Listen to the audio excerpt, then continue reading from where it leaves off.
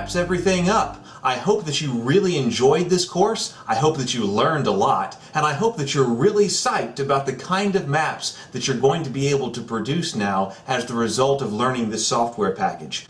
In all of my classes, whether I'm teaching online or face-to-face at the university, I always like to conclude with a lecture on where do you go from here. If you got very interested in this topic and are looking for further instruction on the subject, where do you go? Where do you go from here?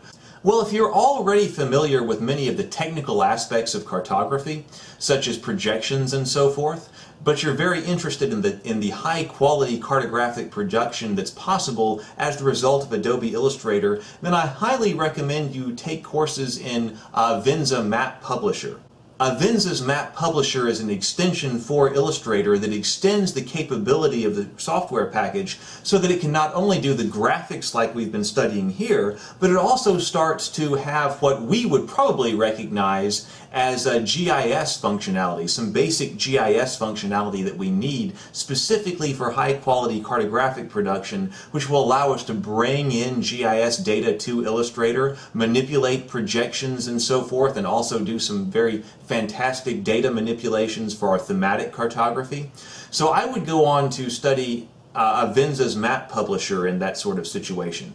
If you don't already have an extensive background in the technical aspects of cartography and so forth, then I might recommend Introduction to Geographic Information Systems, where you're going to learn about the technical aspects of cartography and really what makes maps work. Because actually it's no small task to take the information from the roughly spherical Earth and put it on a flat surface, a two-dimensional surface. All kinds of distortion is introduced into this, and you really must know this kind of information if you're interested in being a cartographer.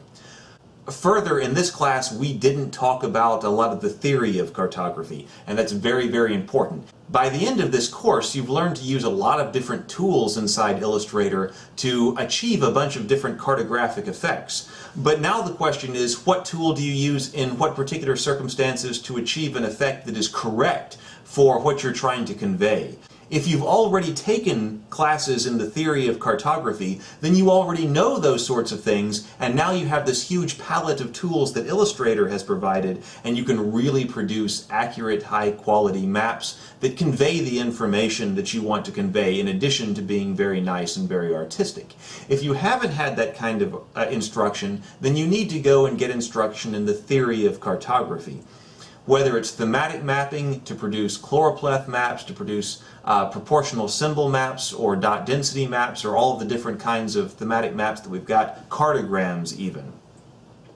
You need to get that kind of instruction. You've got to marry the technical knowledge of this particular software package with dedicated instruction in the theory of the cartography. Those are important. Once you put those two together, you'll be a very hardcore cartographer. If you're interested in general in this topic, if this topic has gotten you interested in mapping, then still I recommend something like an Introduction to Geographic Information Systems course.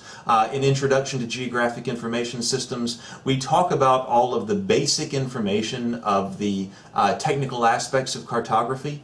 We also talk about how to store geographic information, how information is collected by satellite, how we use something like the GPS system, or how something like Google Maps finds our address. That is the kind of technical aspects of the different geographic information systems that are very important that you might be interested in if you're interested in something like cartography in this class.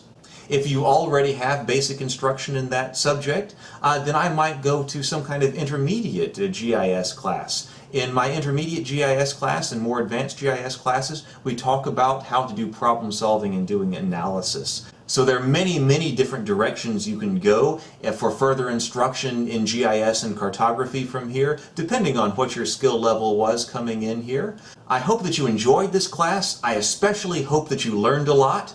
And I hope that you're going to be able to take the skills that you learned here and apply it to whatever projects that you're working on, whether you're working at work in a professional environment, for school in some kind of classwork, or whatever project it is where you must be able to produce high-quality cartography. So thank you very much. I look forward to seeing you in another class.